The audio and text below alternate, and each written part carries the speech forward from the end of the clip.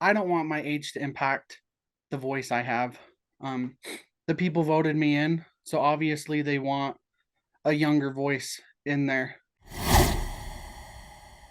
Chatting with Carter Stanford, who won the election for Sugar City Council on Tuesday. He beat his opponent, Mark Oliphant, with 56% of the vote.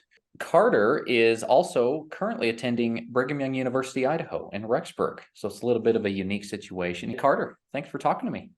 Yeah, thanks for having me.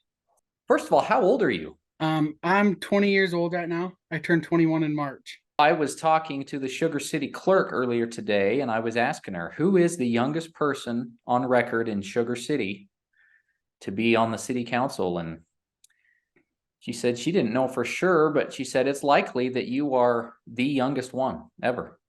Yeah, I actually right before I hopped on, I looked up to see who the youngest in Idaho was. Um, and it looked like they in in northern Idaho they voted in a 19-year-old in 2017 that he actually passed away a year later, it said. Um, but besides him, I'm about the youngest in all of Idaho, which is pretty cool. Yeah, that is cool. That's quite an accomplishment. Carter, why did you want to run? Why did you want to do this? Well, I grew up in Sugar City my whole life, and um, just kind of the only thing you talk about in Sugar City is politics and potatoes. And so, my whole life I grew up learning all about the politics going on in Sugar City. And so, with how much sugar's been growing lately, the last couple of years, I really just wanted to be able to make sure that young families are getting heard. It's not just the older people that have voices in sugar anymore. And so I'm really excited to be able to represent the younger college age kids that are moving into Sugar City. Do you have any, I don't know, trepidation, fear about just your age and serving on the city council with older adults? Yeah, I think a little bit of a fear, not a little more nervous than a fear, I guess you'd say. Um, but I don't want my age to impact the voice I have. Um, the people voted me in, so obviously they want a younger voice in there. And so I am excited. I know it's going to be a lot of learning, and I'm ready to learn and figure out how it all works and be able to provide that young voice for Sugar City. As you prepare to take office, which I assume is in January, I believe so. what's your main priority? City services are a big thing for me. That includes like fall cleanup, a way to get rid of your leaves, bringing back a city dumpster that we used to have that the community could use. That's pretty high up on my list. And then Parks and Rec. Uh, Sugar is actually trying to decide if they're gonna um, hop on board with the school district with tennis courts and pickleball. And so I think that's a really big topic is Parks and Rec, making sure there's things that kids can do inside of Sugar City. I want to take a few minutes and just kind of have people get to know you a little bit. Let's talk about your background. So you're born and raised in Sugar City. Yep. You're going to BYU Idaho. What is your major? So I'm currently majoring in marketing and sales. What are you hoping to do for a career when you graduate? Once I graduate, I'm kind of hoping for like a brand manager position. Um, so just we'll kind of see when that time comes. Your interest in politics, has this been something you've been interested in your whole life, or is this kind of a new thing? I've always been interested in it.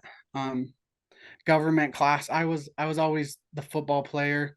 I played sports, and so in government class, I was always overlooked, doing like mock trials, stuff like that, and I always outshined my classmates, and so it's been in my family. My brother was a page at the Idaho State Capitol, um, and then my dad working here in Sugar City, so it's always just been part of my family. Is there a particular, race or political figure or something that you looked up to? Um, Not really. I think just trying to make a difference in the community. I've gone to lots of city council meetings and they're just boring and no one's ever there. If you get one or two people in the Sugar City Council, it's like very popular topic.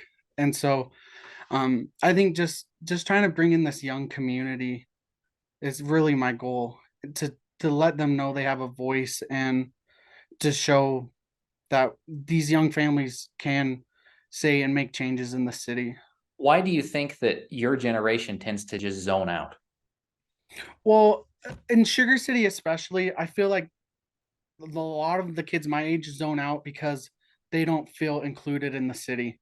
Um, they're college students, so they're going to BYU in Rexburg, so they don't really feel like they're part of Sugar City. They almost fit in more with Rexburg.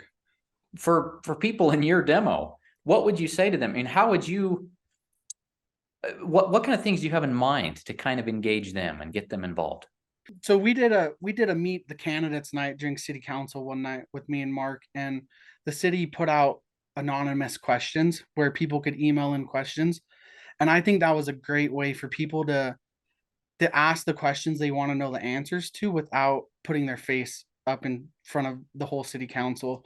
And so I would really like to continue that, where people can anonymously submit questions, and have the city council and mayor go over those questions without the fear of being in front of the city council. And what is it that people in your age bracket, what are the issues that they're concerned about? Probably the biggest issue is affordable housing. Um, I think that's a big issue everywhere, and there's no easy fix to it.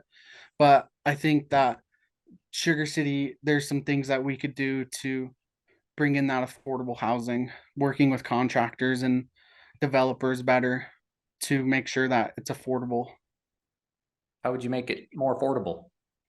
That's the money question. That's what everyone's trying to answer.